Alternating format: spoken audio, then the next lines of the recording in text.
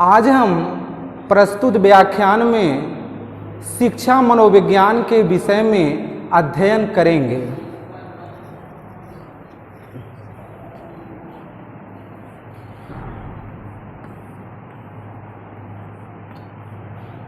शिक्षा मनोविज्ञान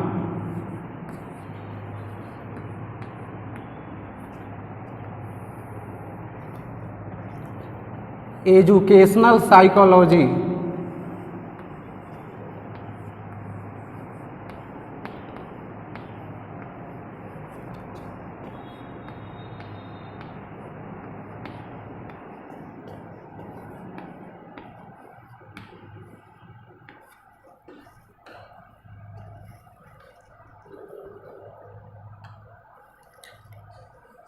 शिक्षा मनोविज्ञान दो शब्दों के योग से बना है, शिक्षा और मनोविज्ञान। जब तक हम शिक्षा और मनोविज्ञान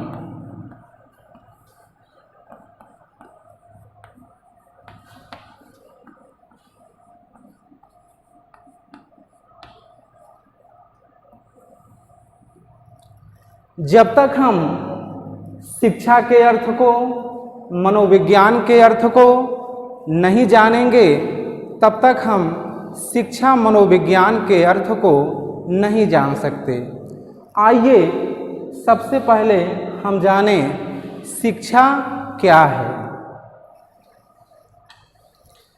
किसी भी शब्द के अर्थ को जानने का सबसे सहज एवं स्वाभाविक ढंग उसके शाब्दिक अर्थ को जानना है।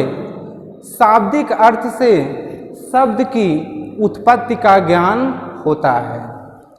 शिक्षा शब्द संस्कृत भाषा के शिक्ष धातु में अप्रत्यय लगाने से बना है, जिसका अर्थ है सीखना और सिखाना। अर्थात शिक्षा का शाब्दिक अर्थ है सीखना और सिखाने की क्रिया से है। शिक्षा के लिए विद्या शब्द का भी प्रयोग होता है। विद्या संस्कृत भाषा के ही विद धातु से बनी है। विद इसी से विद्वान शब्द बना है। विद्वान का अर्थ है जानने वाला, अर्थात ज्ञान की चरम सीमा तक पहुंचना। सामान्यतः लोग शिक्षा और विद्या को एक ही समझ लेते हैं, लेकिन ऐसा नहीं है। इन दोनों में अंतर है।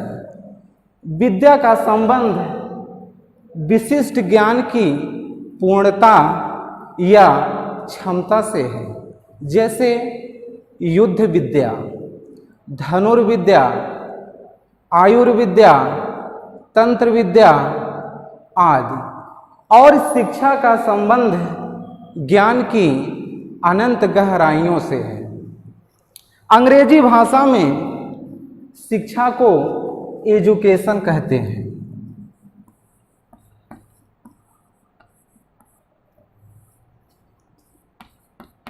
एजुकेशन एजुकेशन शब्द लैटिन भाषा के एजुकेटम से बना है,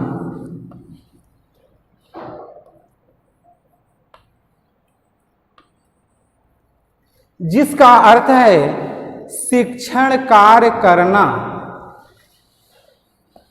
शिक्षण कार्य करना। एजुकेटम शब्द इसी भाषा के यानी लैटिन भाषा के ही ई तथा ड्यूको से बना है।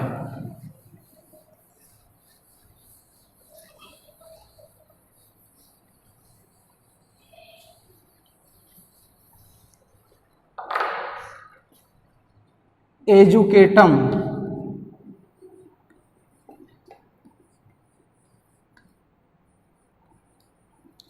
यह शब्द लैटिन भाषा के ई तथा ड्यूको से बना है। ई का अर्थ है अंदर से,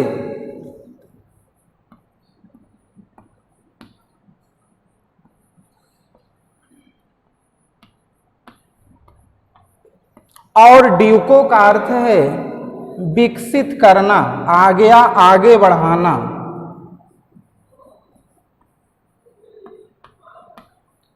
विकसित करना या आगे बढ़ाना।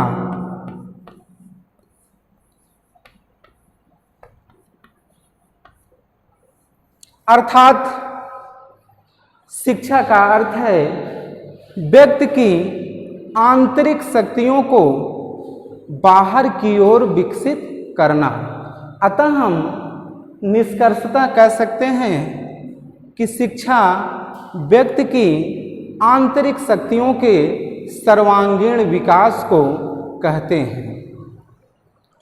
विभिन्न विद्वानों ने अपने ज्ञान एवं अनुभव के आधार पर शिक्षा को परिभाषित करने का प्रयास किया है, जो इस प्रकार है। महान दार्शनिक शंकराचार्य जी का कहना है कि सा विद्या या विमुक्तये, अर्थात विद्या या शिक्षा वह है जो हमें मुक्ति दिलाए। महान दार्शनिक एवं शिक्षाविद विवेकानंद जी का कहना है कि व्यक्ति की अंतर्निहित पूर्णता को अभिव्यक्त करना शिक्षा है। इसी क्रम में पाश्चात्य दार्शनिक अरस्तु का कहना है कि स्वस्थ शरीर में स्वस्थ मन का निर्माण करना ही शिक्षा कहलाता है। महान ज्ञानी, समाजसेवी, शिक्षाविद महात्मा गांधी जी का कहना है कि शिक्षा व्यक्ति या बालक की अंतर्निहित शक्तियों की आत्मा, शरीर एवं मन का विकास है। इस प्रकार इन तमाम परिभाषाओं के अवलोकन से यह स्पष्ट है कि शिक्षा व्यक्ति के आंतरिक शक्तियों के सर्वांगीण विकास करने की एक प्रक्रिया है। शिक्षा शब्द का व्यापक अर्थ है, जैसे हम कहीं अपने जीवन में विजिट करने जाते हैं, किसी चिड़ियाघर घूमने जाते हैं, सत्संग में जाते हैं, धार्मिक स्थल पर जाते हैं, किसी शैक्षणिक भ्रमण में घूमने जाते हैं। फॉर एग्जाम्पल, जैसे हम किसी चिड़ियाघर घूमने गए हैं, वहाँ पर एक वाक्य लिखा हुआ है कि जीवों पर दया करो, जीवों पर दया करो। तो वहाँ से भी हमें शिक्षा ग्रहण करने का अवसर मिला और इससे यह सीख मिली कि सभी व्यक्ति को जीवों पर दया करना चाहिए। पर्यावरण से भी हमको शिक्षा ग्रहण करने का अवसर प्राप्त होता है। हम जानते हैं कि जब वृक्ष पर फल आ जाते हैं तो वृक्ष की डालियां अप डाउनवर्ड डायरेक्शन में नीचे की तरफ वो झुक जाती हैं। तो इससे क्या हम शिक्षा ग्रहण किए कि व्यक्ति कितना भी शक्तिशाली क्यों न हो जाए, लेकिन उसके अंदर सहनशीलता का गुण अवश्य विद्यमान होना चाहिए। तो कहने का तात्पर्य यह है कि शिक्षा को किसी औपचारिक सीमा में हम बांधकर नहीं देख सकते। हम विद्यालय जाते हैं, वहाँ पर एक निश्चित टाइम टेबल होता है। हमें 10 बजे विद्यालय पहुँचना होता है, 4 बजे वहाँ से निकलना होता है। एक निश्चित वहाँ पाठ्यक्रम होता है, निश्चित टीचर होते हैं, और कोर्स के उपरांत हमें एक प्रमाण पत्र मिलता है। यह शिक्षा का संकुचित रूप है।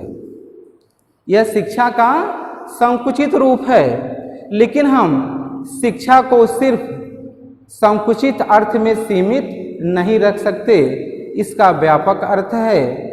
और इस प्रकार हम कह सकते हैं कि व्यक्ति की जन्म से लेकर के मृत्यु तक चलने वाली प्रक्रिया को हम शिक्षा कहते हैं। इसको कहीं पर भी किसी से भी हम कुछ सीख सकते हैं, शिक्षा ग्रहण कर सकते हैं, यही शिक्षा है।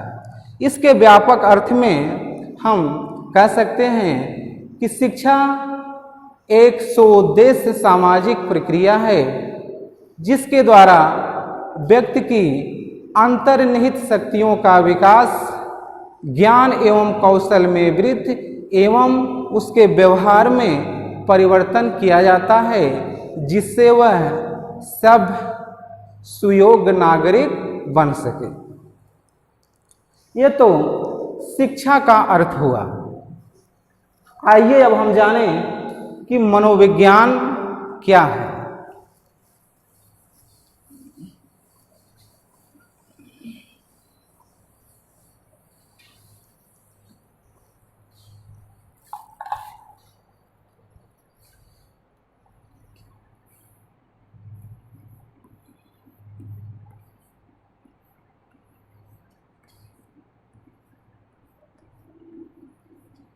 मनोविज्ञान, इसको अंग्रेजी में साइकोलॉजी कहते हैं।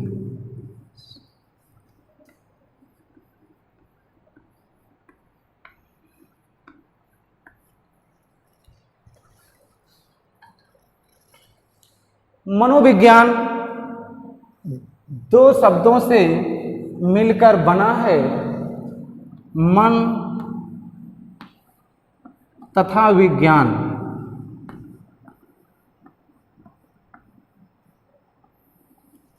अर्थात मनोविज्ञान मन का विज्ञान है। मनोविज्ञान अध्ययन की वह शाखा है जिसमें मन का अध्ययन किया जाता है। मनोविज्ञान को अंग्रेजी में साइकोलॉजी कहते हैं। साइकोलॉजी,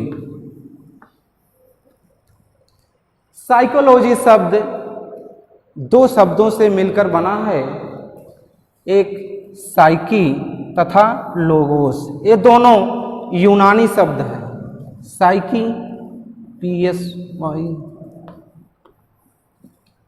तथा लोगोस।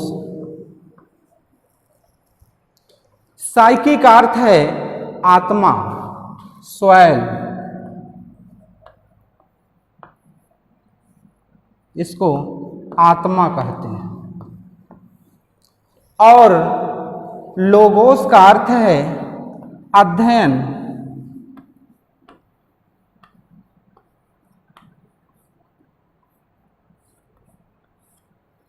अर्थात साइकोलॉजी शब्द आत्मा का अध्ययन करता है। अंग्रेजी में आत्मा का अध्ययन करता है। लेकिन मनोविज्ञान के हिंदी अर्थ को या अंग्रेजी अर्थ को हम पूर्ण नहीं कह सकते। मनोविज्ञान का अर्थ इससे कहीं अधिक व्यापक है। इसके पीछे एक लंबा इतिहास है। आइए हम जानें कि वह इतिहास क्या है।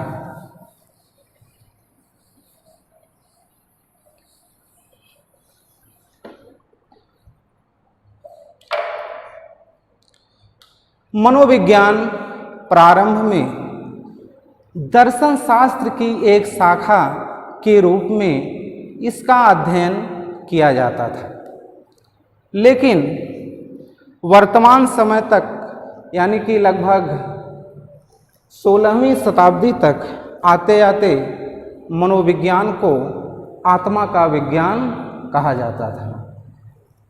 वर्तमान समय में जो इसका अर्थ है वहाँ तक आते एक लंबा इतिहास है जो इस प्रकार है।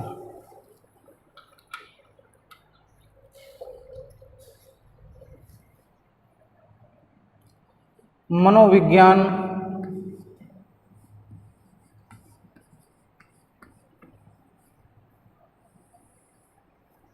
आत्मा के विज्ञान के रूप में,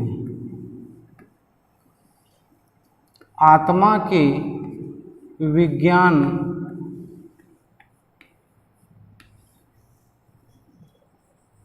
के रूप में साइकोलॉजी, साइकोलॉजी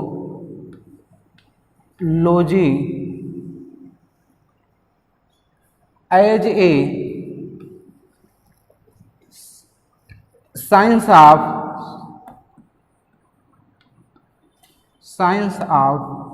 सॉइल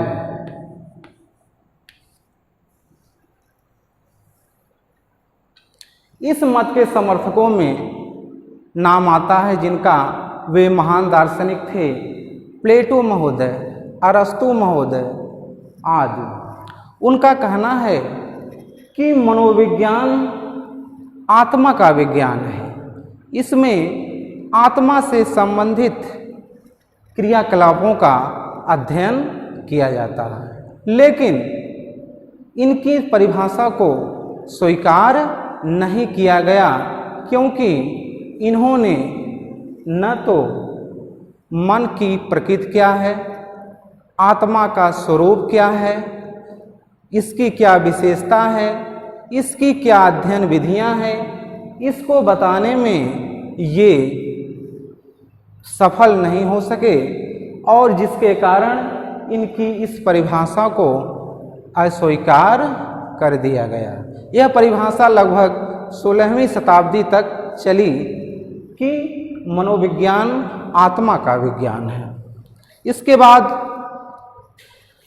इतिहास क्रम में जो दूसरा नंबर आता है वह है मनोविज्ञान मन का विज्ञान है।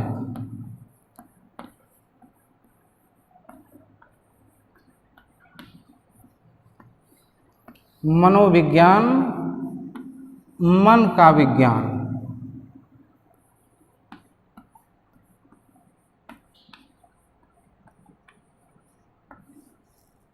अंग्रेजी में इसको कहते हैं कि साइकोलॉजी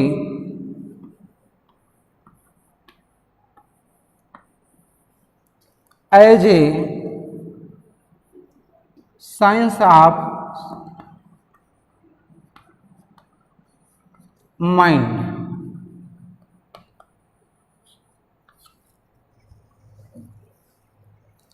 इस मत के समर्थक विद्वानों का कहना था, जिसमें मुख्य रूप से इटली के महान दार्शनिक पोम्पोनोजी थे।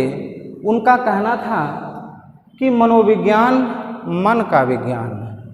लेकिन फिर वही समस्या खड़ी हुई, इन्होंने मन के स्वरूप को, मन की प्रकृति कैसी होती है, क्या विशेषताएं इसकी हैं, इन सारी चीज़ों को स्पष्ट करने में असमर्थ हुए, जिसके कारण इनकी भी परिभाषा को वैज्ञानिकों ने अस्वीकार कर दिया। तीसरे नंबर पर आता है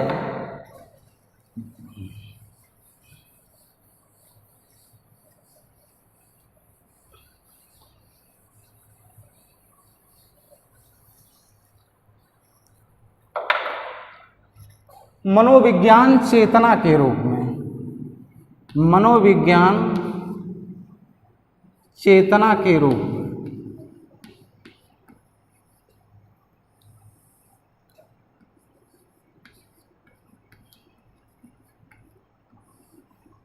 चेतना के रूप में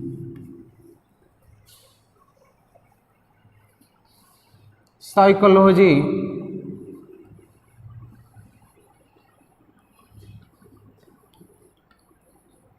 एज ए साइंस ऑफ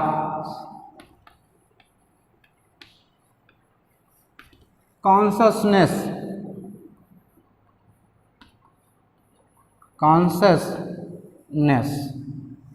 मनोविज्ञान चेतना के रूप में। Psychology as a science of conscious. इस मत के समर्थकों में जो प्रमुख विद्वानों का नाम आता है वह इस प्रकार है: vibe, William James,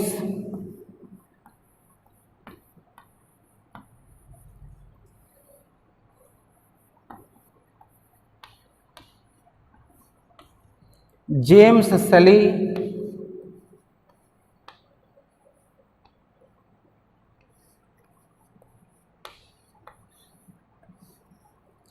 William Wundt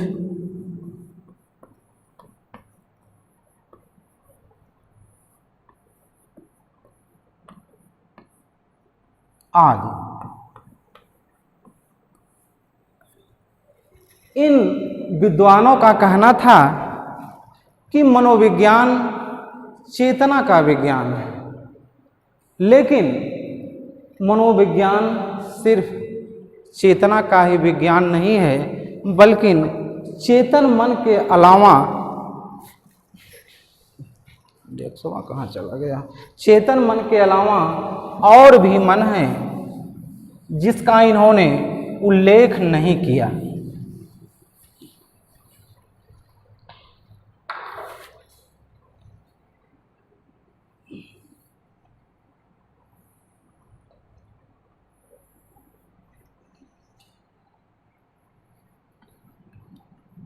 चेतन मन,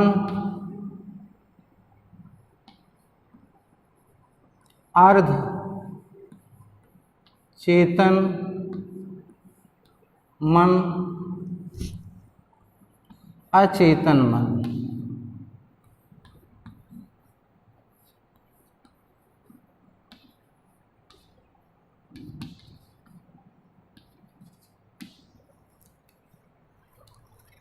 चेतन मन के समर्थक विद्वानों ने का कहना था कि मनोविज्ञान सिर्फ चेतना का अध्ययन करता है, लेकिन ऐसा नहीं है।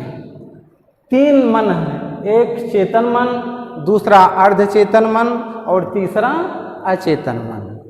व्यक्ति के व्यवहार को चेतन मन से कहीं ज़्यादा ये दोनों मन प्रभावित करते हैं।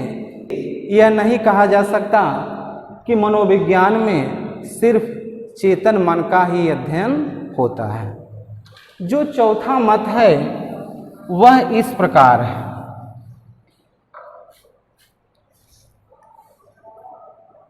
मनोविज्ञान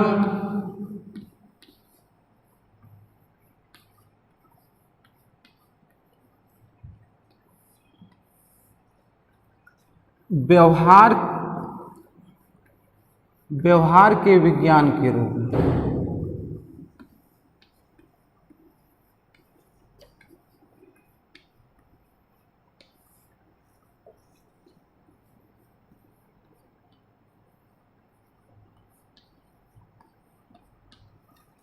psychology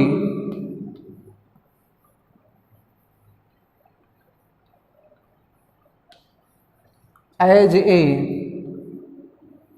science of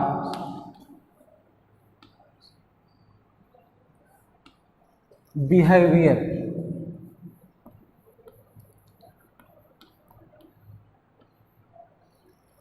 psychology as a science of behaviour.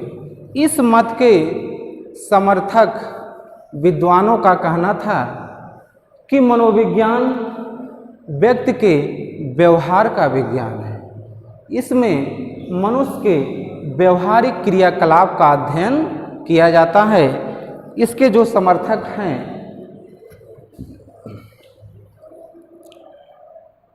Watson,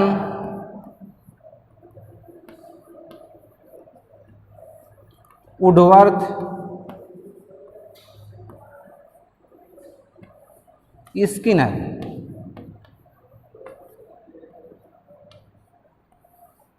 इन महान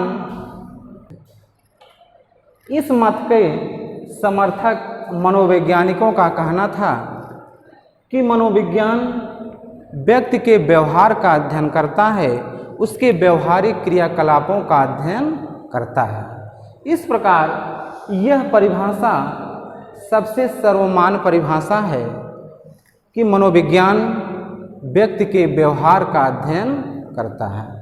तो एक मनोविज्ञान के अर्थ में क्या क्या चेंजेज हुए, प्राचीन काल में मनोविज्ञान किस विषय के अंतर्गत उसका अध्ययन होता था और वर्तमान समय तक आते आते उसके अर्थ में, उसके स्वरूप में, उसकी प्रकृति में क्या क्या चेंजेज हुए, इसका वर्णन महान मनोवैज्ञानिक वुडवर्थ ने इस प्रकार बताया कि मनोविज्ञान सबसे पहले अपनी आत्मा का परित्याग किया, उसके बाद उसने मन का परित्याग किया, उसके बाद उसने चेतना का परित्याग किया और अंत में अब व्यवहार को अपनाए हैं। इस प्रकार मनोविज्ञान वर्तमान समय में जो सर्वमान्य परिभाषा है, अर्थ है, वह व्यक्ति के व्यवहार का अध्ययन किया जाता है।